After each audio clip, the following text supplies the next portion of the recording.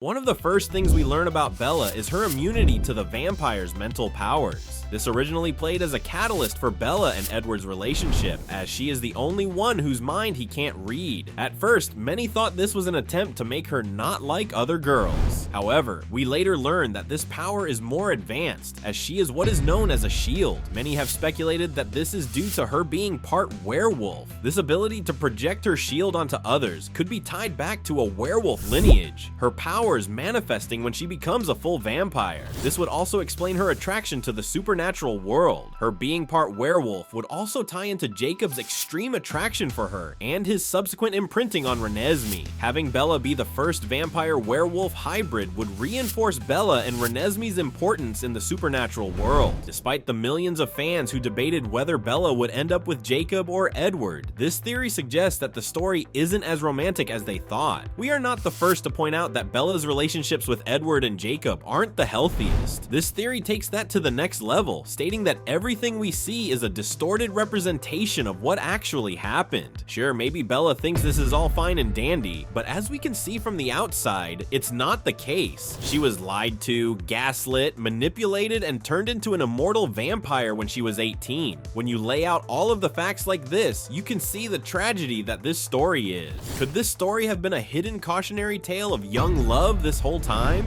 This next theory goes full-on fan mode. The Harry Potter films were a precursor to the Twilight films and have zero on-paper connections. Yet one character, Sirius Black, has sparked a theory that combines universes. Many are familiar that Robert Pattinson plays both Cedric Diggory and Edward Cullen, already sparking rumors that these films could be in the same universe. This extends to Jacob, who shares the same last name as Sirius, leading people to speculate that these two could be related. Jacob can control when he turns into his wolf form, so that makes him an animagus, rather than a werewolf who turns during a full moon. These are the same abilities that Sirius is shown to have with his dog form. Perhaps Jacob has an easier time controlling his powers because he is a descendant of Sirius. While this theory is somewhat unconventional, the Harry Potter films are intended to be set in the 1990s. So if the Twilight films are set around the 2010s, this could make sense, timeline-wise at least. In New Moon, Edward leaves Bella, which causes her to start seeing visions of him whenever she is in danger. It is never confirmed in the movie whether these visions are a product of her imagination or something Edward is causing. While Meyer has confirmed that this was meant as a representation of Edward and Bella's love, fans of this theory aren't convinced. Do Bella and Edward have a telepathic bond? Because Edward has the power to read everyone's mind except for Bella's, this could mean he has found other ways to communicate with her.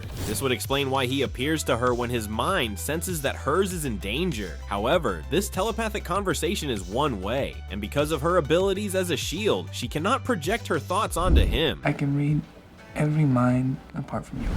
This theory serves a dual purpose, explaining this plot thread while also establishing a unique connection between these lovebirds. Throughout most of the series, the Cullens are shown to each struggle with their bloodlust. While they mostly have control over it, there are moments when even they slip up with people they care about. When Bella first turned, she too struggled with this, but for only a fraction of what the others did. This theory attempts to answer how that could be. The theory says that how and when a person is turned into a vampire has a direct correlation to how much control they have. Their ability to control their emotions during the process determines the kind of vampire they will be.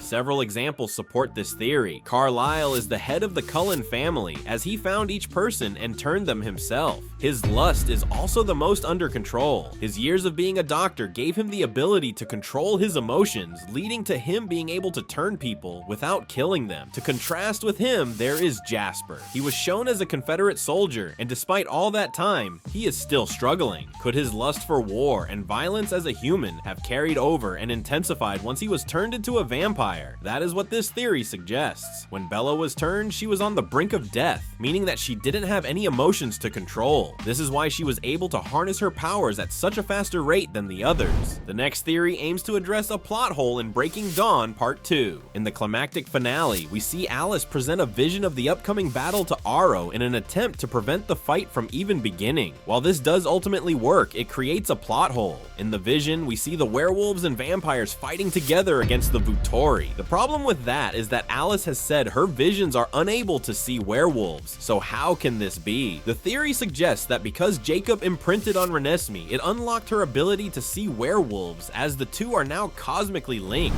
Emmett Cullen is quite different from the other members of the Cullen family. His upbeat attitude stands in stark contrast to that of his more serious siblings. A theory suggests that the way he became a vampire has something to do with that. Carlisle states that he gave Emmett morphine when turning him in an attempt to make the transformation easier. This ultimately didn't work, but it could have had other side effects. As we know, when you turn into a vampire, your biological clock is essentially frozen, meaning that morphine could theoretically still be in Emmett. This would explain why his character is so different from the others, because he has been riding the morphine high this whole time. If you thought we were done combining universes, think again. Another film theory says that the 2002 film Panic Room is actually a prequel to Twilight. The film has Jodie Foster and a young Kristen Stewart play a mother and daughter trapped in a panic room. Besides the obvious Kristen Stewart tie-in, there are other examples that suggest this is a young Bella. As we know, Bella is extremely shy and introverted. This could be because of her past trauma of being locked in a room when she was a child. We also know that her parents are separated and rarely talk. Could this be because this insane incident drove a wedge between her and her cop husband, who couldn't protect them? The last big hint at this crossover is that Stewart's character in Panic Room is shown to have diabetes. Because of that, she's forced to take medicine. Could that be why her blood smells so irresistible to vampires? This medication is quite new, which explains why vampires wouldn't be used to that type of blood. The heart of this series is a love story between Edward and Bella. When they initially meet, he is perplexed by the intense desire he feels for her. He would explain that her scent is one that he can't get out of his head, while other vampires also comment on her particularly amazing smelling blood. It is later revealed that she is a singer. Despite this immense urge, Edward is able to resist harming her, even able to suck the venom out without turning her in the first movie. This has led people to believe that Bella and Edward's connection goes much deeper than this film. What if Bella is a reincarnation of Edward's past love? But because he has attempted to avoid hurting people, he has also avoided her singer descendants. Bella is the first one he has been connected to, as he now possesses the will not to harm a singer like Bella. This theory adds even more weight and romance to their love story by having Bella finally break through to his heart after centuries of being alone. Each of these theories shows just how loved the Twilight films are. Even today, millions of people are coming back to the series they once loved. There is even a new animated show set in the Twilight world set to release on Netflix. What is your favorite Twilight theory? Is there one you know that we missed? Let us know in the comments. Be sure to like and subscribe so you can stay up to date on all the latest Twilight news. Thanks for watching ScreenRant, and we'll catch you next time.